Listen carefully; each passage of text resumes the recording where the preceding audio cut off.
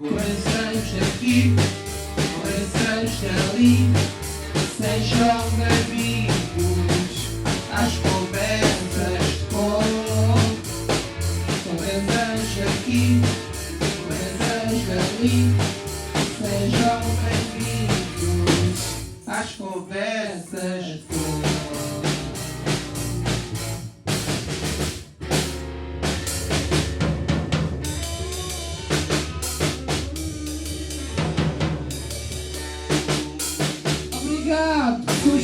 Obrigado, pessoal. Obrigado, pessoal. Olá, sejam bem-vindos e bem-vindas às Conversas sobre Autismo, podcast da Federação Portuguesa de Autismo, um projeto cofinanciado pelo INR. Esperamos que estas conversas contribuam para informar e sensibilizar o público em geral acerca do espectro do autismo e do papel das associações federadas junto das pessoas com autismo e das respectivas famílias. Esperamos também que este seja um espaço de partilha de informação e de experiências, construindo assim um retrato da realidade de cada associação federada e das pessoas com autismo em Portugal. Hoje, a conversa sobre autismo é com o Dr. José Miguel Nogueira, investigador convidado no Centro de Investigação e Estudos de Sociologia do ISCTE, consultor e coordenador científico nas áreas sociais e com uma carreira profissional com mais de 25 anos de experiência em diversos organismos da Administração Pública Central do Estado, já assumiu responsabilidade na coordenação de diversos projetos e estudos nacionais e internacionais no âmbito das políticas sociais, particularmente na área da deficiência, especificamente no autismo. Muito obrigada por ter aceito o nosso convite. Muito obrigado, eu. E estar aqui hoje à conversa connosco. O principal objetivo deste podcast é então informar e sensibilizar a população portuguesa acerca do espectro do autismo, do trabalho desenvolvido pelas nossas associações federadas, informar acerca dos direitos, apoios e programas para as pessoas com deficiência em Portugal, mas também consideramos essencial falar um pouco acerca da investigação que tem vindo a ser feita na área social e sobre as políticas públicas na área da deficiência em Portugal. Como tal, e não me querendo alongar mais, que eu acho que a conversa vai ser longa hoje, vamos começar pelo início e lhe pedir para se apresentar brevemente como tem sido o seu percurso académico e profissional até aqui. Em primeiro lugar, queria agradecer o convite da Federação Portuguesa de Autismo para estar aqui um pouco hoje à conversa convosco. Eu sou sociólogo de formação. Tecnicamente tenho trabalhado ao longo de toda a minha carreira profissional no Ministério da Segurança Social e Trabalho e Emprego, já foi mudando o nome. A temática entre as áreas, tenho trabalhado várias áreas sociais. A temática da deficiência desde sempre foi uma área de interesse, até porque também ao nível do próprio Ministério não havia muito trabalho feito relativamente a essa área. Eu comecei a trabalhar nesta área por volta dos anos 90. Finais dos anos 80, anos 90, e também a partir de uma determinada altura, através de investigação, primeiro como investigador, que montava equipas de investigação e concorremos a projetos, não só na área da deficiência, mas também noutras áreas da exclusão social, como a pobreza, etc., e depois, mais tarde, no ISCTE. Também nesta área, na área da deficiência. A área da deficiência é, obviamente, uma das áreas, não a única, mas é uma das áreas da exclusão social. As áreas da exclusão social são todas muito, muito idênticas. Portanto, estamos a falar de áreas em que a desigualdade, a discriminação, o estereótipo, o rótulo, ele está muito presente. Portanto, está presente porquê? Porque existe aqui um conceito de normalização cultural. Portanto, as sociedades, e elas são diversas, mas elas organizam-se e organizaram-se durante séculos, se calhar, se quisermos, e durante décadas, no sentido de uma normalização de padrões sociais, de padrões culturais, de padrões de estética. Portanto, quem sai da norma é discriminado. E isto é um adquirido científico. É um adquirido científico não só para as pessoas com deficiência, desde a pré-história, porque eram amaldiçoadas, porque saíam imperfeitas, portanto o culto da perfeição, não é? Depois, muito mais tarde, porque eram então no caso da deficiência intelectual, autismo, que não se percebia determinado tipo de manifestações, eram considerados loucos, não é? Mas é também uma verdade para outras áreas da discriminação. Os grupos étnicos minoritários, a população com orientação sexual diferente, as mulheres, que durante também muito tempo elas próprias foram um grupo excluído na Europa, hoje continuam a ser, nomeadamente em países árabes, não é? Como nós sabemos. Portanto, até mesmo os jovens que são alvo de bullying porque têm uns quilinhos a mais, etc. Portanto, esta questão, que é eminentemente sociológica, da normalização cultural, faz com que não tivéssemos sido educados para a diferença e para a aceitação da diferença. Pronto, e esta é uma das razões, pegando na sua pergunta inicial, que toda a minha formação na área da investigação é uma investigação, ação, até uma investigação que primeiro através da sociologia, depois de um doutoramento em políticas públicas, tento compreender as causas que originam estes fenómenos de discriminação, e depois, obviamente, porque os meus trabalhos científicos apontam sempre para recomendações, para tentativas de melhoria das políticas públicas, mas também dos projetos individuais, das instituições, até da nossa ação cívica, enquanto cidadãos. É obviamente uma área de grande interesse e que tem a ver, obviamente, com a minha formação de base, que é a sociologia. Portanto, estamos perante um problema social e não estamos perante uma tragédia das pessoas que têm deficiência ou que têm uma orientação sexual diferente, ou que nasceram com uma cor da pele diferente num determinado país onde não era hábito. Portanto, é muito importante que as políticas públicas, mas também a forma como nós olhamos o outro, elas se comecem a formatar nesta desconstrução desta discriminação, e os estudos são de facto aqui um marco muito importante, porque permite, por um lado, os políticos desenharem medidas que têm aporte científico, e permite à população em geral confrontar-se com um determinado tipo de atitudes e determinado tipo de clichês que se não for estes trabalhos científicos, muitas vezes eles são perpetuados de geração em geração e continuamos a fazer exatamente as mesmas coisas ao longo do tempo e as pessoas continuam a ser excluídas.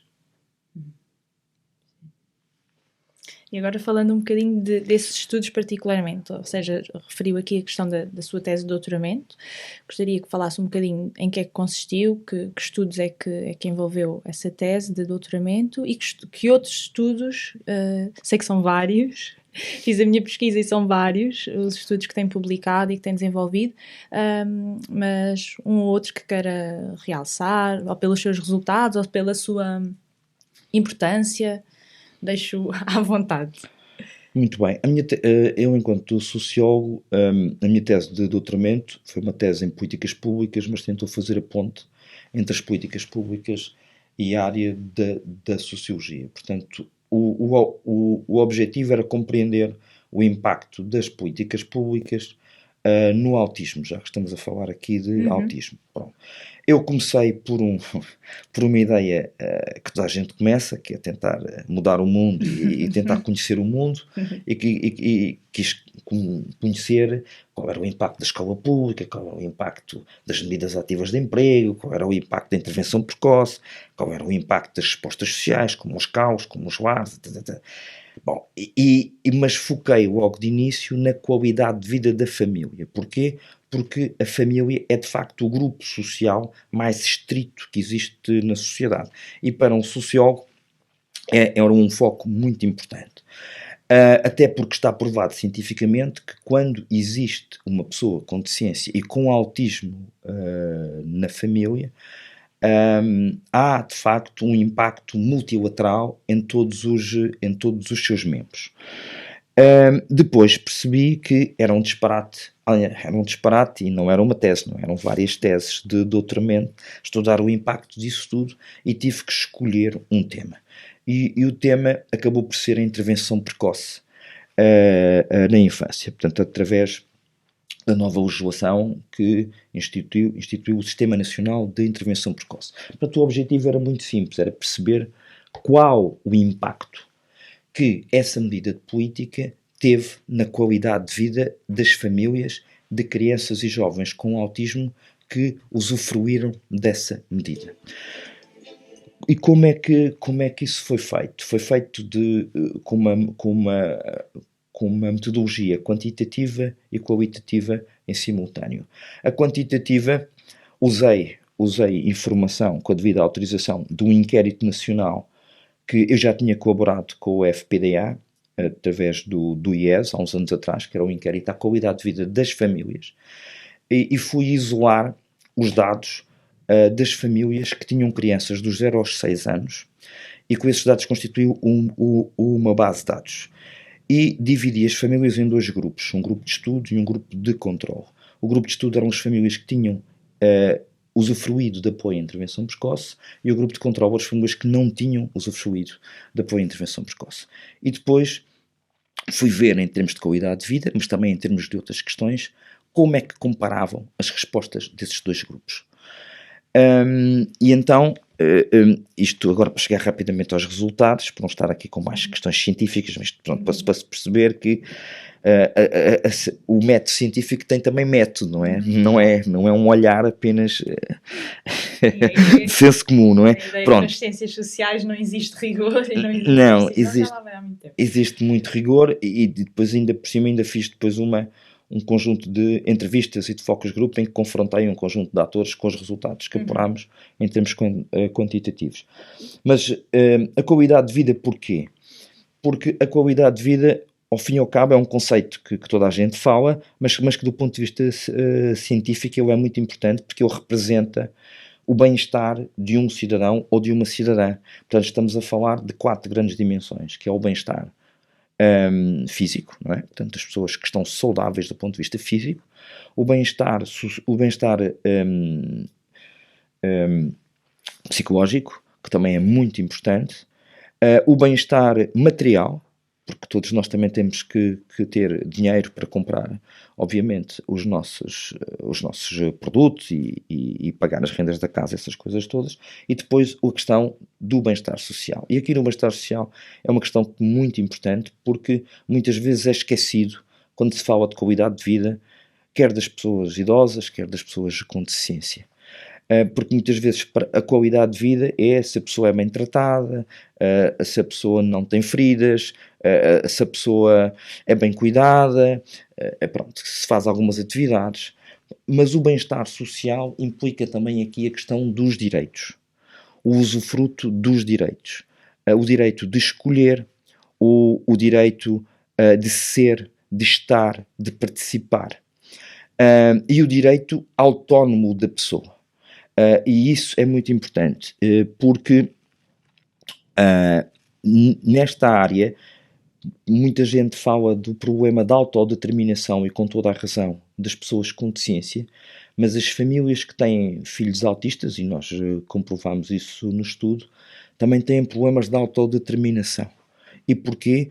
Porque muitas vezes o cuidador, em razão do seu cuidado, não usufrui na sua liberdade da sua escolha de ir a um espetáculo, de ir a um cinema, de ir passear com os amigos, muitas vezes até por várias razões, que não vou agora aqui entrar em detalhes, mas o que é verdade é que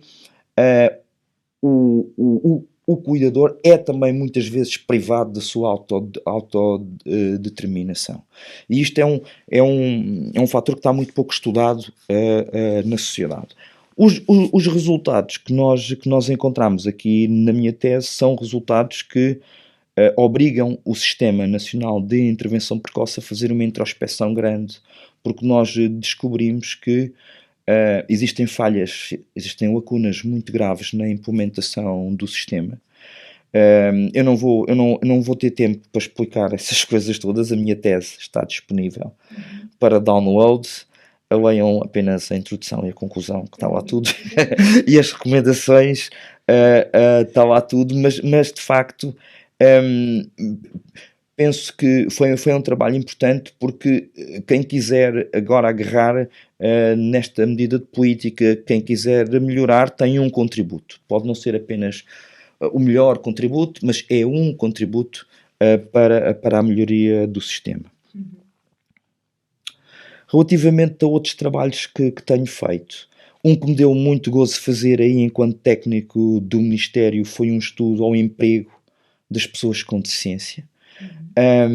E foi um estudo que desmistificou também muitos rótulos e muitos estereótipos, porque os próprios, portanto, foram entrevistados empregadores e foram entrevistados pessoas com deficiência. Foi um estudo que teve representatividade nacional para as empresas com mais de 100 trabalhadores, e o estudo demonstrou que as pessoas com deficiência, obviamente que também existiam pessoas autistas e pessoas com deficiência intelectual empregadas, poucas, muito poucas. Portanto, eu diria que, se me recordo dos dados de toda a população com deficiência empregada, menos de 8% tinha deficiência intelectual. E o autismo pode não ter, obviamente, deficiência intelectual. Não estamos a falar da mesma coisa, mas estamos a falar um bocadinho desse grupo. Portanto, eram menos de 8% de toda a população com deficiência empregada. Logo aí temos um problema muito grave. Mas nós descobrimos, e que era apenas 1,2% de pessoas com deficiência em toda a população empregada daquelas empresas, que eram as maiores empresas do país. Mas a boa notícia é que esses trabalhadores não faltavam mais do que os outros, não produziam menos do que os outros, eram tão motivados como os outros, e que as próprias empresas os consideraram que contratar pessoas com deficiência foi para eles, não foi um ato de solidariedade social, não foi um ato de benchmarking, mas foi um ato positivo para o seu negócio. E isso é uma parte muito importante e que desmistifica muitos dos mitos relativamente à questão do emprego.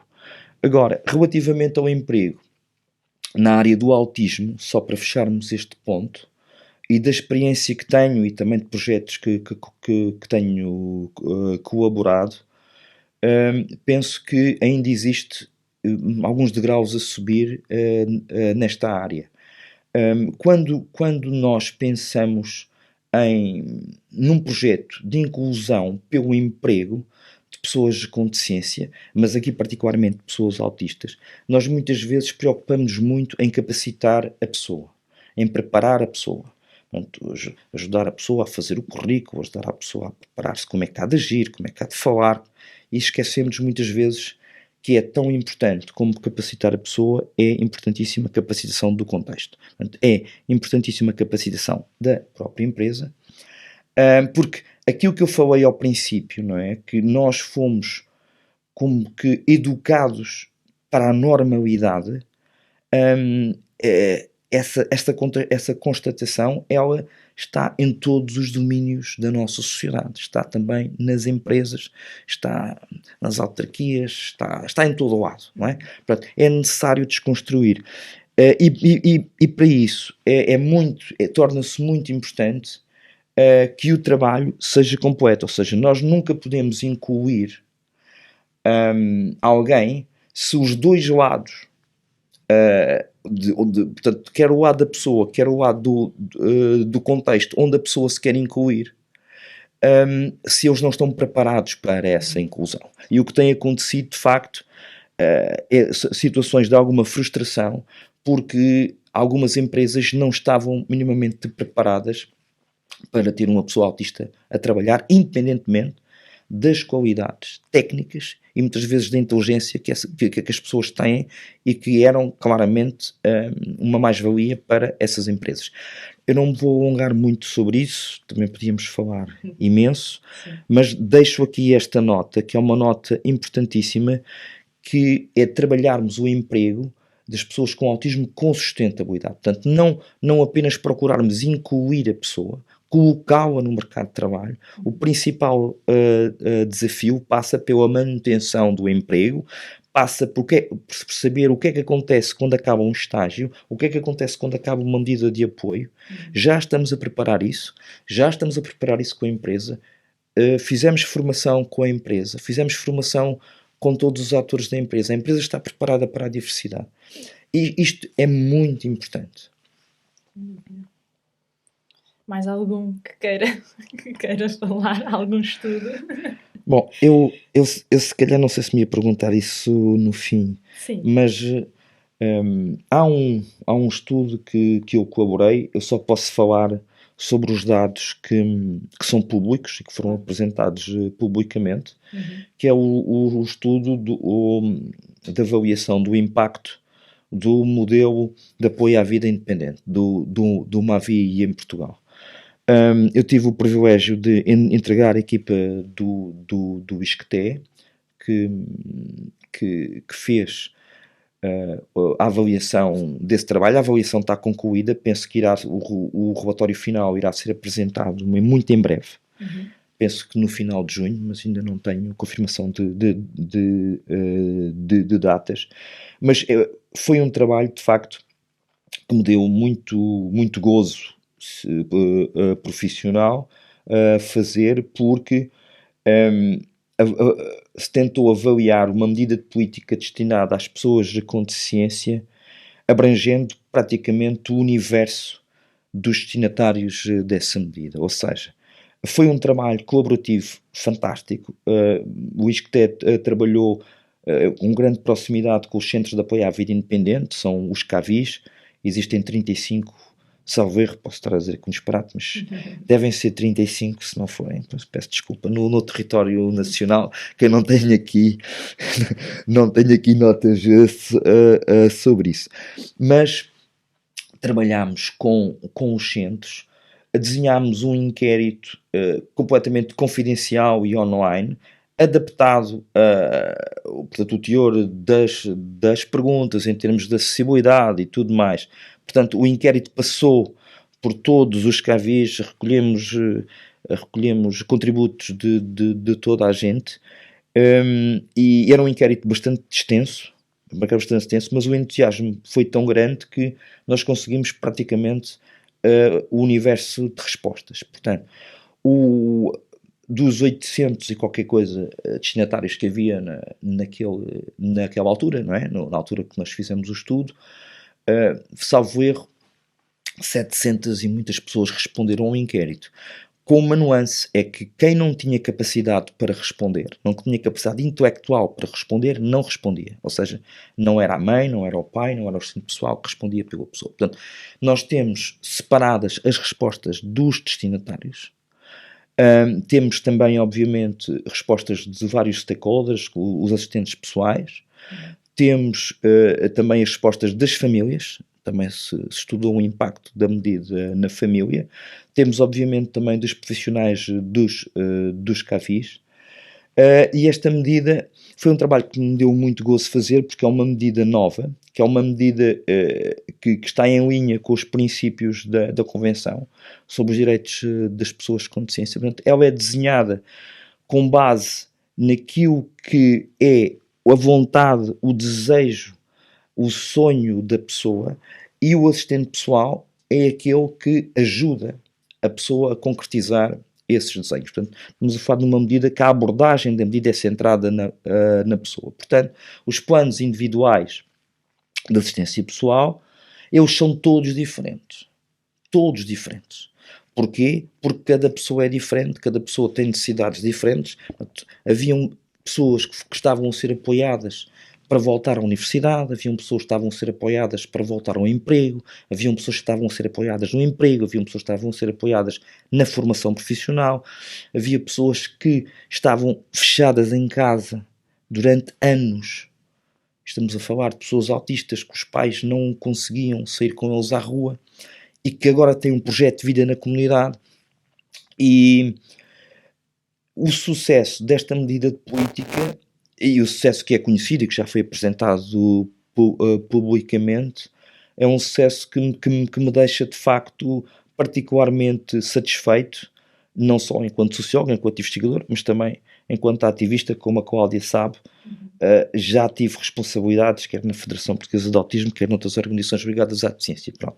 Portanto, estes vários papéis sociais que eu também tenho vindo a incorporar, são obviamente que são papéis importantes e que ficamos satisfeitos quando dizem saltos qualitativos nas políticas públicas. Portanto, eu não vou dizer muito mais sobre este estudo, porque os resultados finais serão apresentados, nomeadamente também as recomendações. Isto é um projeto piloto, havia um projeto piloto que irá continuar, mas é um projeto a piloto, mas é um projeto que, daquilo que já se sabe e que já foi apresentado, eu posso dizer que ele veio desmistificar, na área do autismo, um conjunto de pressupostos. Que não era possível as pessoas com autismo estarem em ambientes que não fossem ambientes controlados, que não era possível as pessoas com autismo mais comprometido, não verbal, déficit cognitivo, terem um assistente pessoal e terem um projeto de vida. Portanto, tudo isso foi desconstruído. Existem muitas pessoas com autismo em vários CAVIs em Portugal. Há CAVIs que estão mais direcionados para o autismo, há CAVIs que não estão direcionados para o autismo, mas têm lá pessoas autistas, porque nós sabemos isso. E os resultados que nós já conhecemos são resultados francamente positivos. Penso que será uma medida de futuro, e já agora que me toca nisso, que poderia eventualmente ser compatibilizada com uma medida residencial inclusiva. Ou seja, nós temos uma convenção e uma agenda nacional, mas também uma agenda internacional, não é? A 2130, que um dos pilares dessa agenda é a vida independente, a vida autónoma e a desinstitucionalização. Ora, a desinstitucionalização não se consegue fazer de qualquer maneira. A desinstituição, para ocorrer, obviamente ela tem que ocorrer com dignidade para as pessoas, com condições para que as pessoas possam deixar um sítio seguro, não é, em que estão, para poderem viver na comunidade. Pronto. E aí a reflexão que eu tenho vindo a fazer e que tenho vindo a desafiar algumas pessoas a refletir comigo é a necessidade, ela já existe, mas a necessidade de nós aprofundarmos uma política nacional de mercado social de arrendamento, em que possamos ter apartamentos e moradias com pessoas, obviamente pessoas com autismo que possam viver sozinhas com apoio de vida independente, se for o caso, obviamente tudo bem, mas mesmo no caso destas pessoas que são mais comprometidas e que se torna muito complicado viverem sozinhas mesmo com apoio, nós conseguirmos de facto que as pessoas possam viver entre nós, na comunidade, no meu prédio, no prédio da Cláudia, perdão, no prédio do Miguel, que está aqui a fazer um excelente trabalho com o som, mas que as pessoas possam estar entre nós, que possam frequentar a frutaria do nosso bairro, que possam frequentar o nosso cinema, não enquanto pessoas com deficiência, mas enquanto pessoas, enquanto cidadãos. Este é o grande desafio da Convenção, é o grande desafio da agenda, é o grande desafio do modelo social. E eu penso que uma medida deste género, as novas RAI, que são as residências autónomas de inclusão, penso eu também, isto é uma coisa nova, posso estar aqui a dizer mal o conceito, mas pronto, o que interessa é a ideia. Eu penso que elas já poderão ir nesse sentido. Podemos aprofundar, e aqui há um papel muito grande das autarquias. Fala-se muito em Portugal, na questão da descentralização, que é fundamental em praticamente todos os países da Europa, em que existe uma política de comunidades acessíveis, não é? De comunidades inclusivas. As autarquias têm um papel importantíssimo na área social. Porquê? Porque tem esta proximidade que o Governo Central e etc. Não tem. Há aqui uma oportunidade, obviamente, com o plano de resiliência, com esta política de habitação. Eu gosto de chamar política de habitação e não política de residências ou de... Pronto, para perceber que as pessoas com deficiência, e é o que nos diz a Convenção, precisam de uma casa, como nós precisamos. Aliás, a Convenção é muito clara. Até diz que as pessoas com deficiência têm direito a escolher a sua casa no sítio onde querem, viver com quem querem. E a comunidade tem que ser acessível a essas pessoas, que não só do ponto de vista físico, mas em todos os outros pontos. Portanto, é um caminho que obviamente que temos que começar a trabalhar, mas que há aqui bons indicadores que estamos no bom sentido, porque aquilo que estamos a experimentar está a correr bem, e isso desmistifica aquela velha frase de a inclusão é uma utopia. Isso não é possível, ele não consegue. Muitos dos pais, eles muitas vezes são reféns desta ideia que é transmitida, que é ele não consegue. E pronto, estes projetos, como o modelo da vida independente e tudo mais, em que se chega à conclusão que as pessoas com deficiência, com as devidas adaptações, com os devidos apoios, conseguem, e cada um consegue aquilo que conseguir, não é? Todos nós temos incapacidades. Agora, a sociedade tem que ser este lugar, esta casa comum. É a instituição de todos nós. É a própria sociedade. E isso é aquilo que é a inclusão. A inclusão é, ao fim e ao cabo, permitir que as nossas comunidades, as nossas instituições sociais também, as nossas escolas, os nossos cinemas, as nossas piscinas, estejam preparadas, as nossas empresas estejam preparadas para acolher a diversidade. E aqui eu lançava um repto às instituições, às associações federadas. Há aqui um problema que compromete muitas vezes o desafio do risco das instituições, que tem a ver com o financiamento, não é? Era muito importante haver linhas de financiamento para a experimentação destes projetos inovadores, porque muitas vezes as instituições vão atrás daquilo para que existe financiamento. E aquilo que, em grande modo, ainda é muito maioritário em Portugal e para que existe financiamento, são respostas mais institucionalizantes e não respostas mais inclusivas. Portanto, se houver aqui também um câmbio, não é? Uma medida, ou pelo menos uma tentativa de dotar estas respostas mais abertas na comunidade de um financiamento próprio, eu tenho a certeza absoluta que as organizações vão atrás, como aliás foram no âmbito do Mavi. Portanto, porque muitas organizações que têm respostas mais tradicionais, elas também apostaram numa resposta como o Cavi. Pronto, e isso já é um caminho, portanto, já é uma aprendizagem.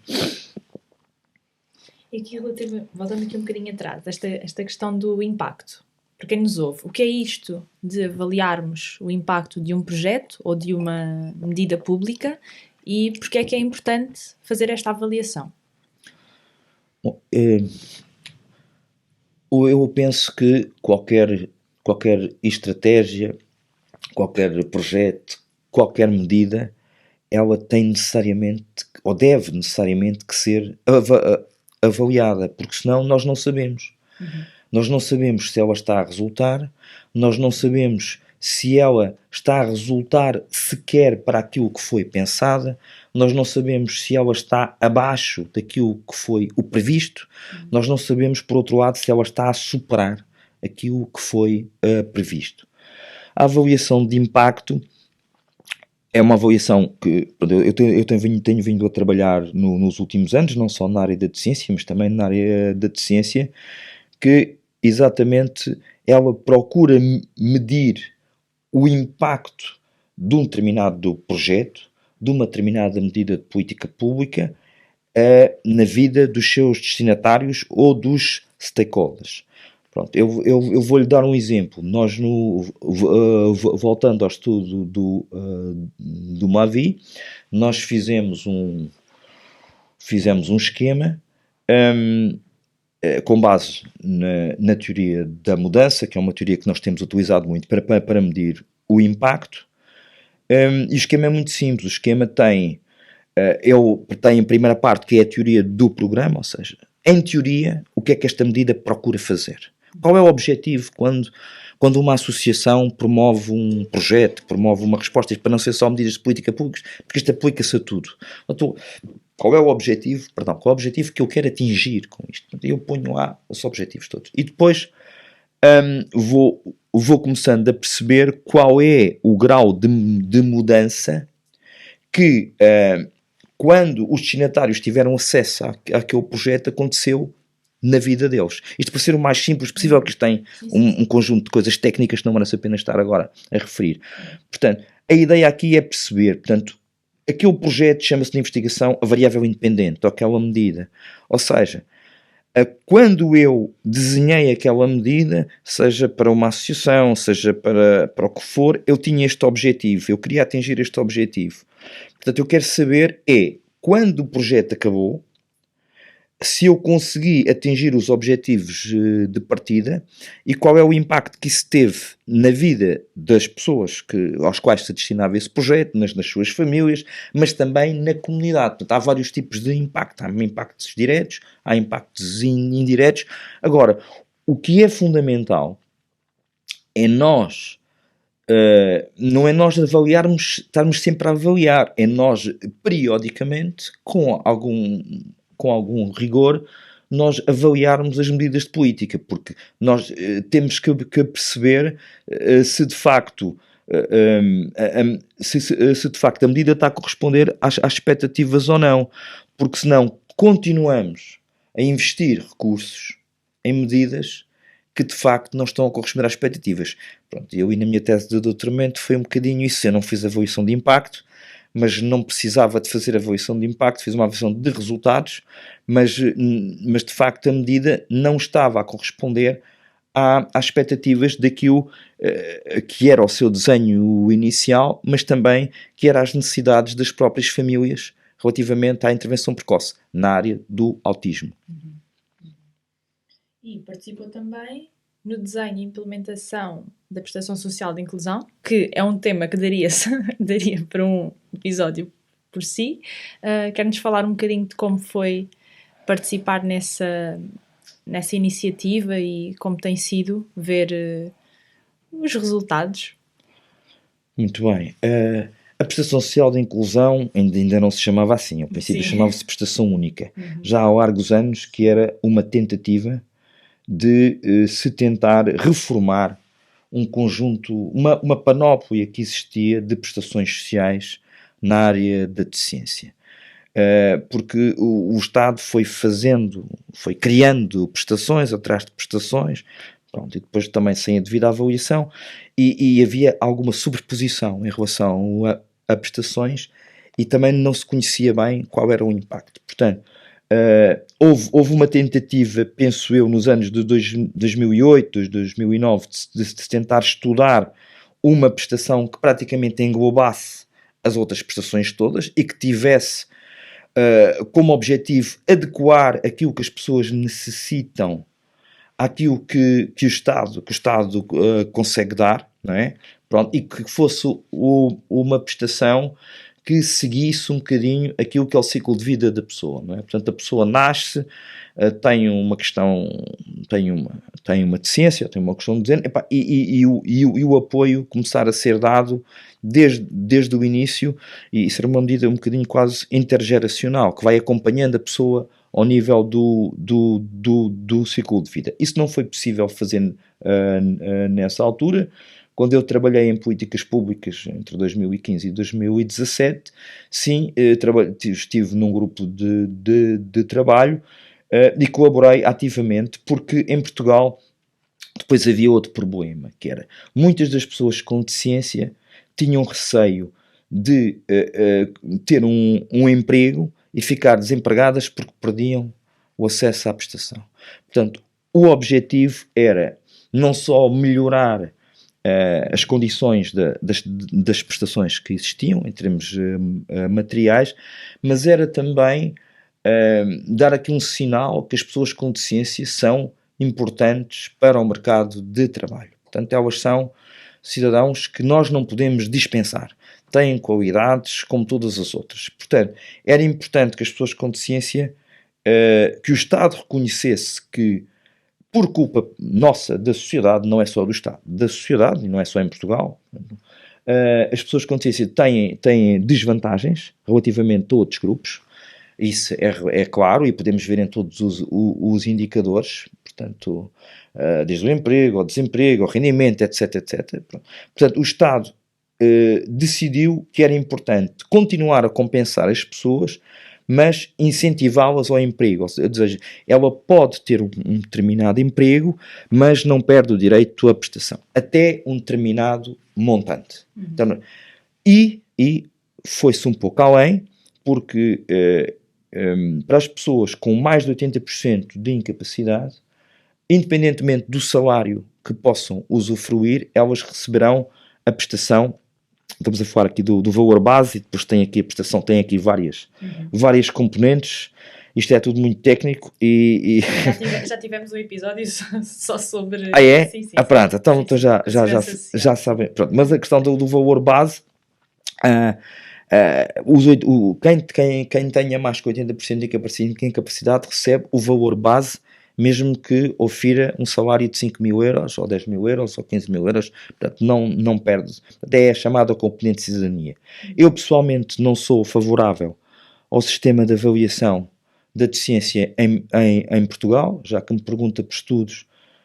Eu fiz um trabalho para a Comissão Europeia em que comparei avaliações da deficiência em vários países da Europa, mas também em países da América Latina, e não sou nada favorável ao sistema nacional, que é um sistema que, como está baseado nos seguros e a grelha de avaliação, pois é um sistema biomédico, não é?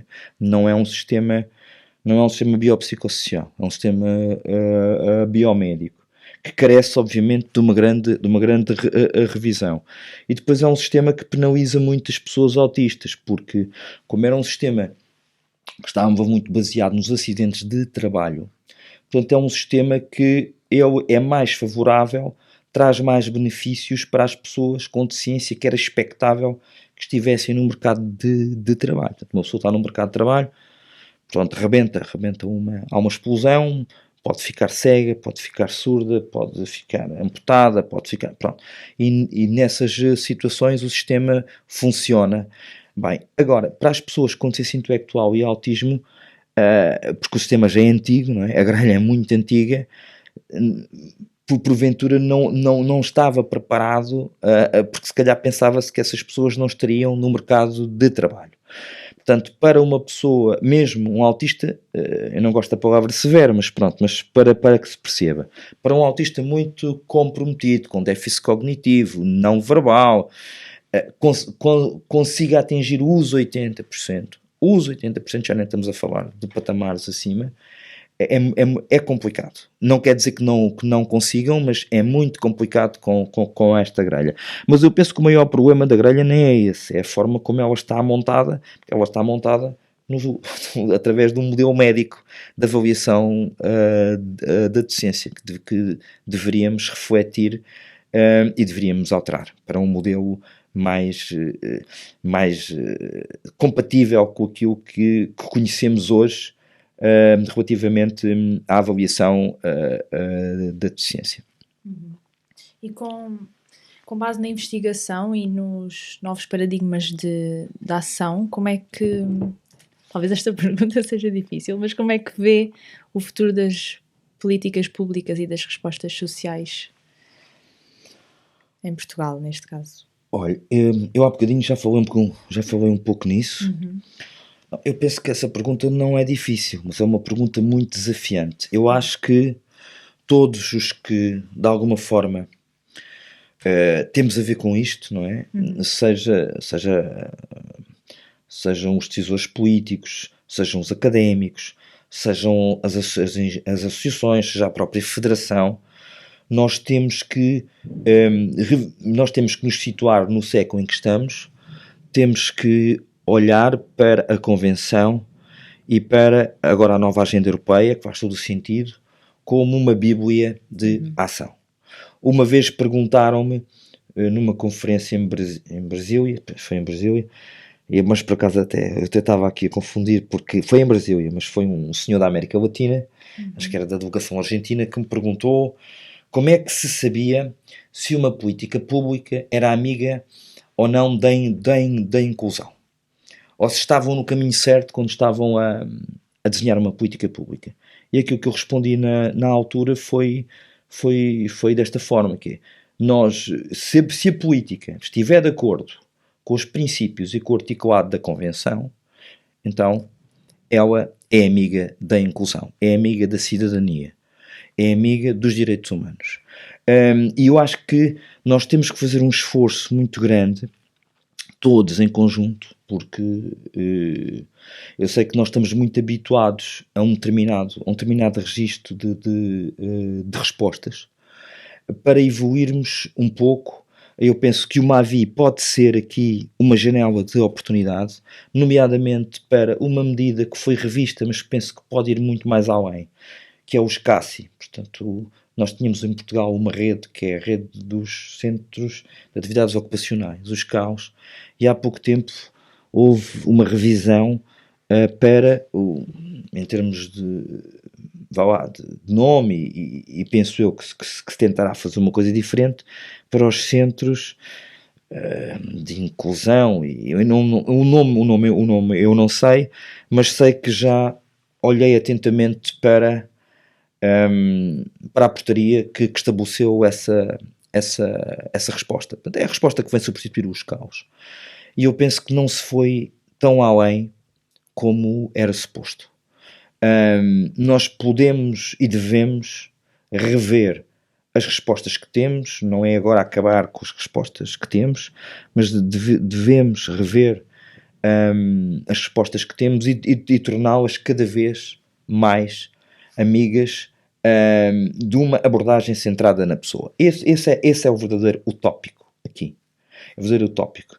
Eu posso contar uma história, que aliás é conhecida no nosso meio, de um jovem autista que estava num CAO, aqui há muitos anos, não é de agora, mas que, dadas as dinâmicas que nós conhecemos dos CAOs, portanto, faziam aquelas atividades e pronto. E entretanto houve alguém que depois percebeu que o jovem era não verbal e tudo mais, portanto não estava a ser muito estimulado, mas que alguém que o jovem conseguia escrever. Pronto. E a partir do momento em que se criou um projeto centrado na pessoa, o jovem hoje escreve livros.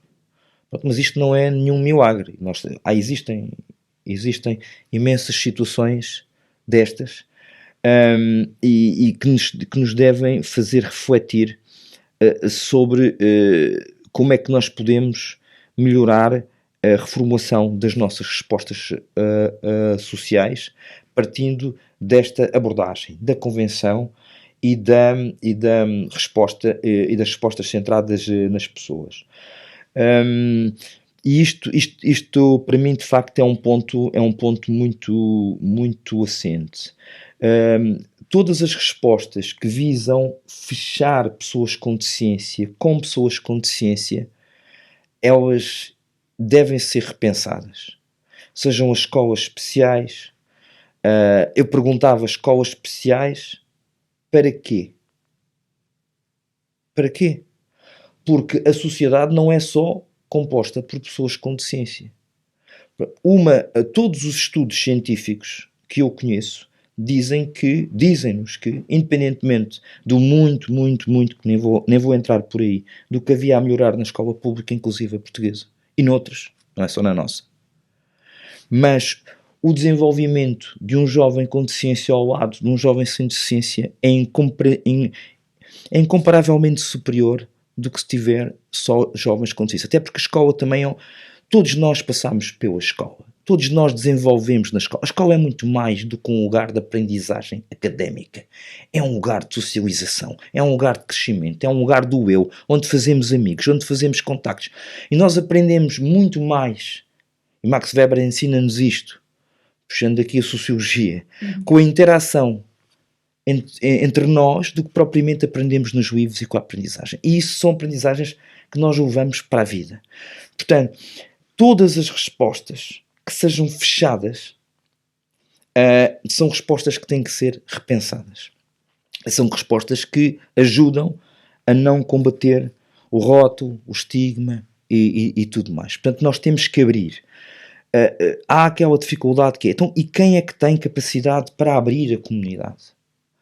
Eu já disse isto de uma vez, mas gostaria de deixar também aqui essa mensagem. As instituições na área da deficiência, as associações têm pessoas muito capazes. Têm pessoas com um valor enorme. Portanto, são um recurso, como foram um recurso através do SCRI, mas isso eu não vou falar do SCRI também, porque falar do SCRI era outro episódio e tínhamos que falar dos SCRIs ao abrigo do 54 e dos outros SCRIs e pronto, não tenho tempo para isso, e se calhar este não é o melhor exemplo, mas o exemplo de incorporar na escola pública recursos de instituições. Aqui nós podemos ter técnicos de instituições a capacitar os contextos sociais. E este é um desafio para as instituições, porque ninguém melhor que as instituições tem os meios e tem os recursos e tem um know-how para fazer isto.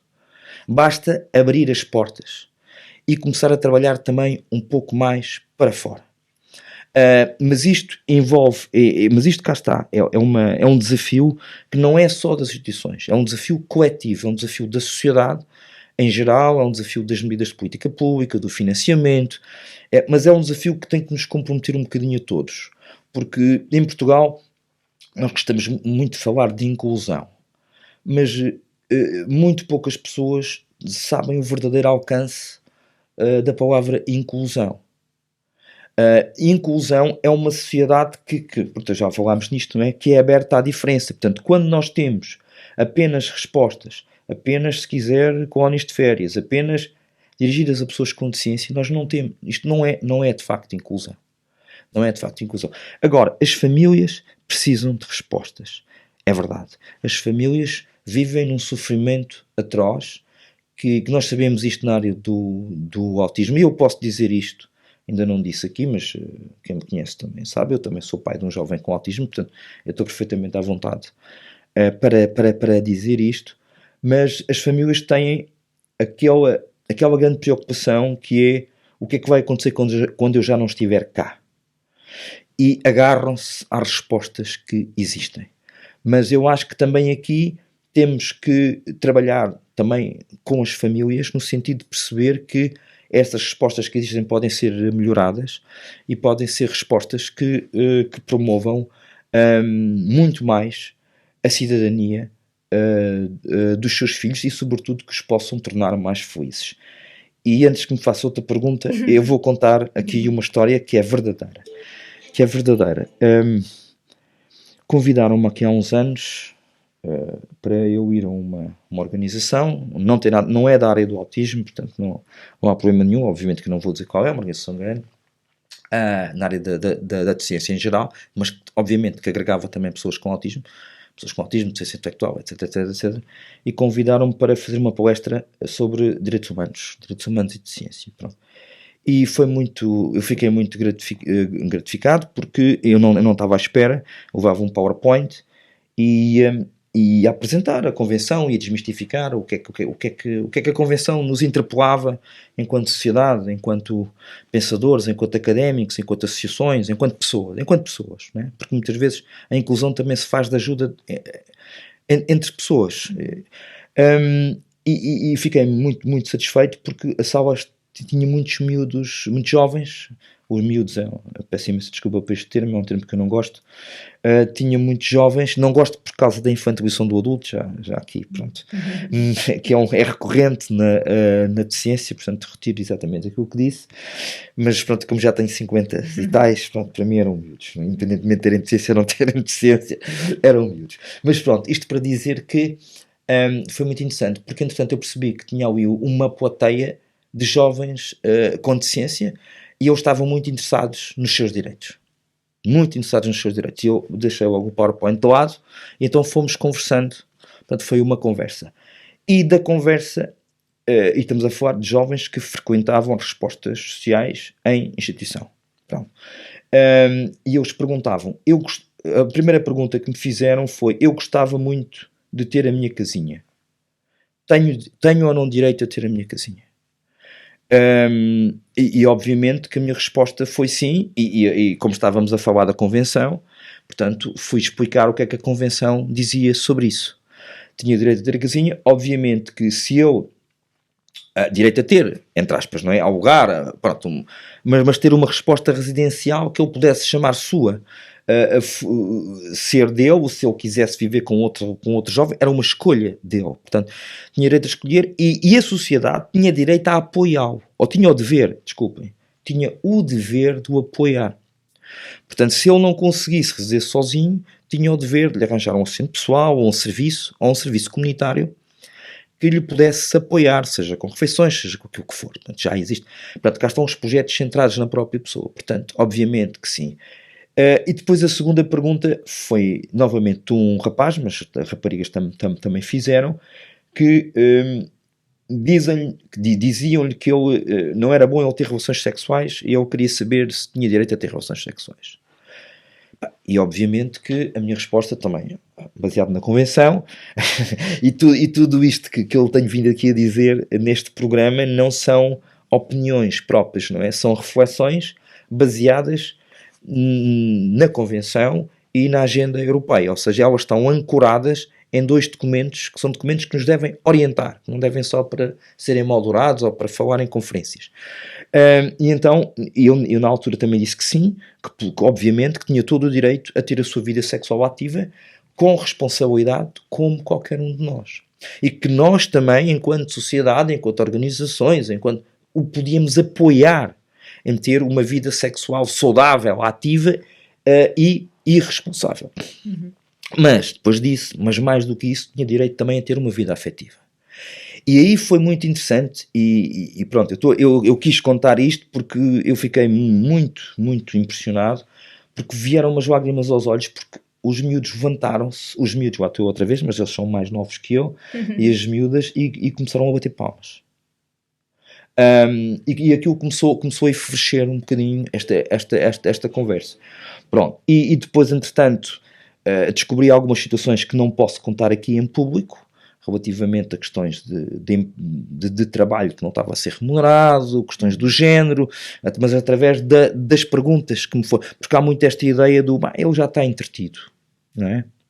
Mas as pessoas, e alguns desses jovens eram autistas, mas as pessoas têm consciência e começam a ter consciência dos seus direitos. E aquilo que me impressionou mais nesse dia foi que os jovens nem sequer, muitos deles tinham consciência que tinham direito a ter direitos. E isto, para mim, é o que nos deve refletir mais quando nós trabalhamos com estes jovens. Eles, obviamente, eles podem errar, como nós podemos errar.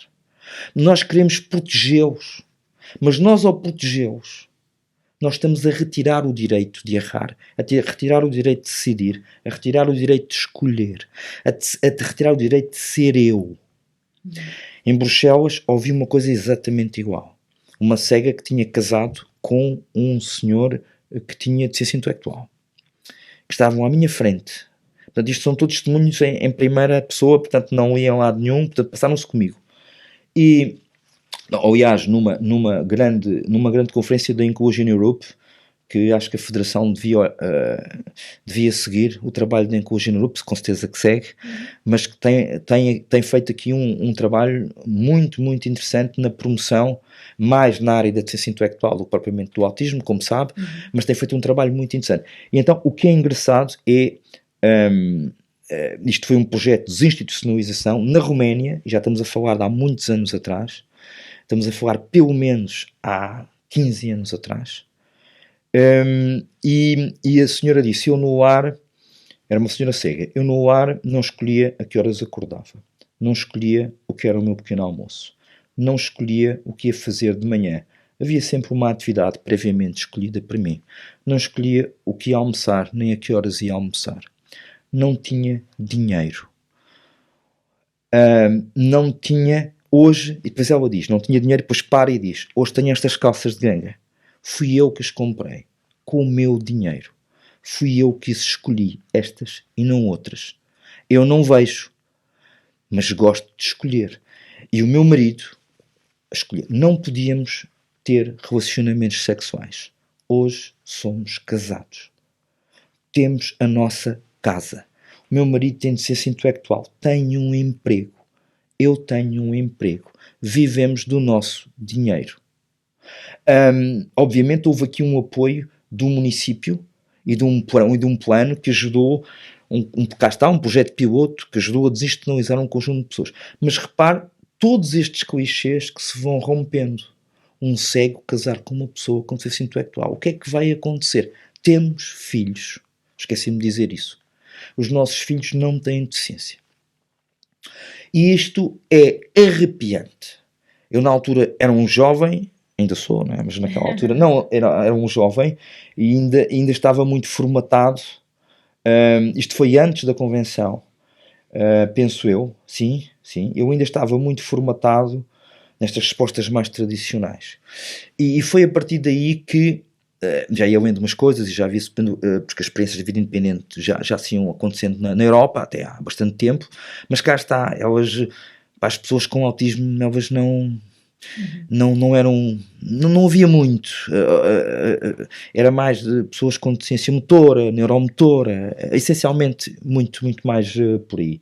Eu não sou um especialista, mas era por aí exatamente. Mas de facto, naquela altura, estes dois momentos, e são momentos que eu queria deixar neste podcast. Está a ver? Eu tenho imensas incapacidades, já disse imensos disparates hoje, já confundi coisas, mas pronto.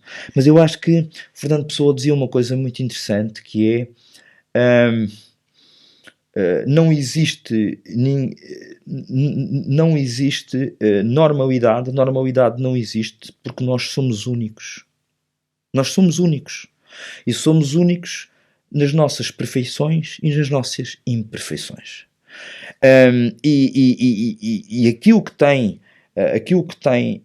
penalizado as pessoas autistas e aquilo que eu gostaria de sensibilizar quem nos está a ouvir, e o cidadão comum, que tem aqui um papel também muito importante nesta luta contra o estereótipo, nesta luta contra é melhor isto do que nada, nesta luta, nesta vontade de queremos promover dignidade e cidadania destas pessoas e das suas famílias também, que é muito importante, porque os cuidadores, pronto, eu não falei muito sobre isto, mas o desgaste do cuidador que nós encontramos é um desgaste brutal em termos físicos, não só depois em crianças, mas depois quando as pessoas autistas vivem com os cuidadores e já são autistas com algum comportamento em adultos, é um desgaste enorme do ponto de vista físico, mas também do ponto de vista psicológico, também do ponto de vista material, que como sabem, a medicação, todas as questões que estão prestações das respostas sociais, etc. E a PSI e outras prestações, embora possam ajudar a reduzir esse encargo material, elas não são suficientes para resolver isso. E depois o grande problema que é tudo isto que eu falei agora, que é aquilo que nenhum de nós põe em causa. Eu tenho o direito de escolher se quer viver na Moita ou em Setúbal, mesmo que cometa erros. Eu tenho direito a escolher a namorada, mesmo que eu cometa erros. Eu tenho direito portanto, eu queria só perceber que muitas vezes as pessoas, quando tentam proteger ao máximo, e eu penso que As pessoas não fazem por mal. A filosofia é a filosofia de proteção. A filosofia de proteção. Obviamente que é muito importante a proteção. Mas temos que garantir as duas coisas. Temos que garantir proteção destas pessoas. As famílias têm que ficar descansadas, estou usando uma palavra corrente, não é? Até que quando eu partir, ele tem um projeto de vida, ele está a viver, ele tem proteção, ele tem apoio, com cidadania. E cada um dá à sociedade aquilo que pode e aquilo que consegue dar. E muitas vezes nós temos jovens autistas que são comprometidos, mas que numa determinada área, num determinado setor, como a Cláudia sabe, eles conseguem dar imenso à sociedade. Imenso à sociedade. E nós temos que estar atentos a isso e temos que os trazer para nós. Era um bocadinho esta mensagem que eu queria aqui deixar, tá bem? Eu costumo citar muito uma frase, já estamos mesmo no tempo, eu sei. Sim. Eu vou terminar. Que ainda me falta a pergunta da Patrícia, que hoje cabe-me a mim colocar, porque a Patrícia hoje infelizmente não conseguiu estar presente, mas deixou-me aqui a tarefa difícil e limando de colocar a pergunta dela. Não sei se posso colocar já e terminávamos assim, já estamos aqui em cima do tempo. Podemos terminar. Deixe-me só então citar Einstein, que não me parece que seja alguém menos provido intelectualmente. Ele diz uma coisa que se este podcast nos fizer refletir, isto não é, quando às vezes eu digo estas coisas, às vezes as pessoas ficam um bocado zangadas, não? Isto não é nada contra ninguém. Eu acho que temos um bocadinho que dar as mãos e temos que pensar que toda a gente tenta fazer o melhor que pode, mas podemos ir evoluindo. Hoje já não é desculpável que estemos a fazer as mesmas coisas do que estávamos a fazer há 10 anos atrás. E não estaremos, obviamente, estamos a fazer coisas muito diferentes. Mas o Einstein dizia que não se pode esperar resultados diferentes se fizermos sempre as coisas da mesma maneira.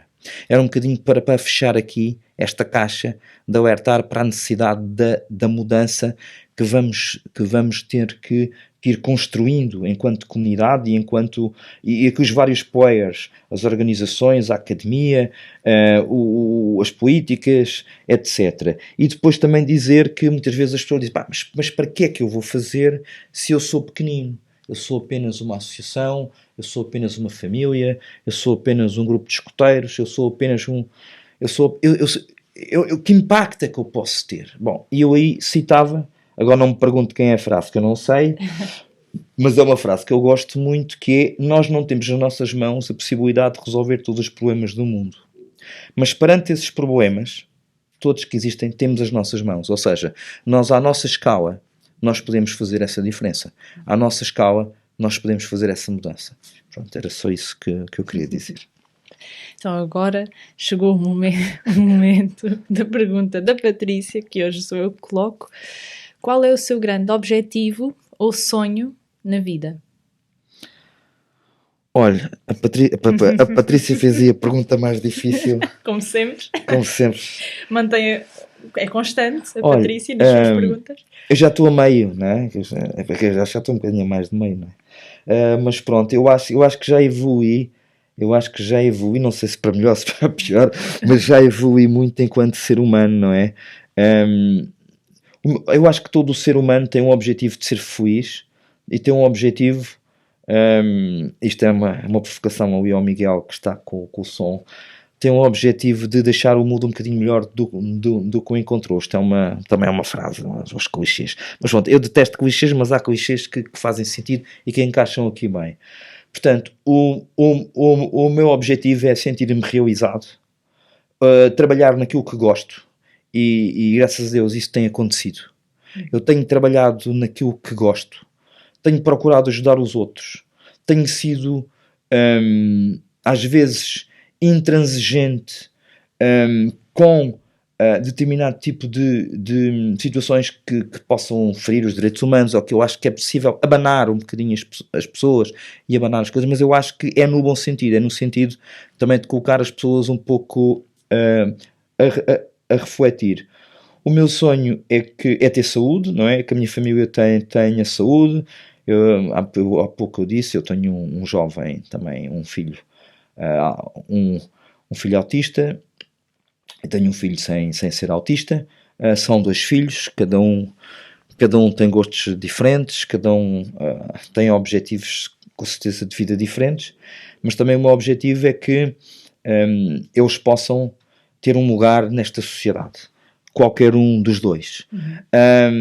E tal como eu, ter a possibilidade de fazer aquilo que gosto, de fazer aquilo que escolho, de cometer os meus erros, que já cometi muitos e é de cometer ainda muitos mais, de ter o privilégio de estar aqui a falar consigo hoje, e de naquilo que estiver nas minhas mãos, poder ajudar com as minhas mãos a melhorar pequenas coisas, com muita humildade, obviamente, porque é preciso termos muita humildade nestas coisas e saber que não fazemos tudo bem, e que todos os dias estamos prontos para recomeçar e estamos prontos para assumir o erro, que nós só conseguimos avançar quando percebemos que cometemos erros, não é?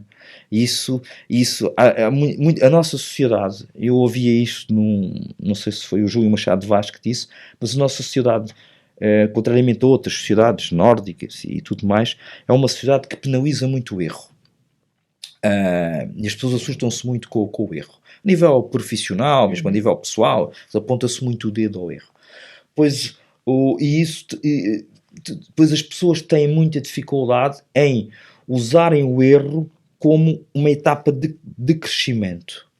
E eu acho que o meu sonho é que não erre, é que continue a errar, mas que vá sempre tendo esta perspectiva de aprender com os erros, e que possa ser útil com as minhas mãos, com a minha cabeça, com aquilo que eu puder fazer para deixar aqui a nossa sociedade. Esta é a minha vertente ativista.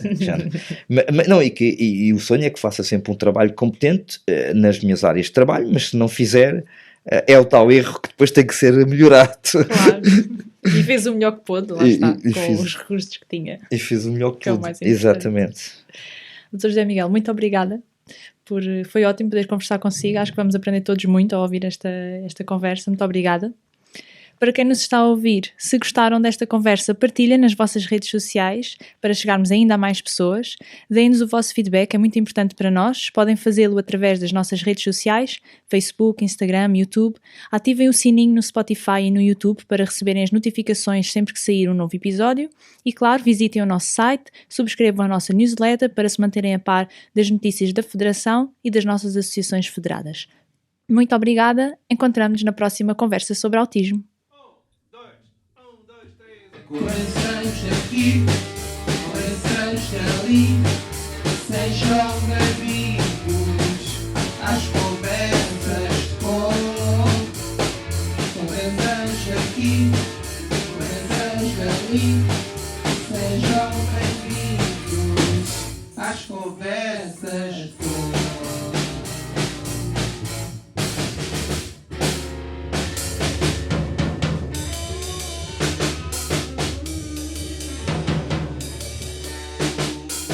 Obrigado, pessoal. Obrigado, pessoal. Obrigado, pessoal.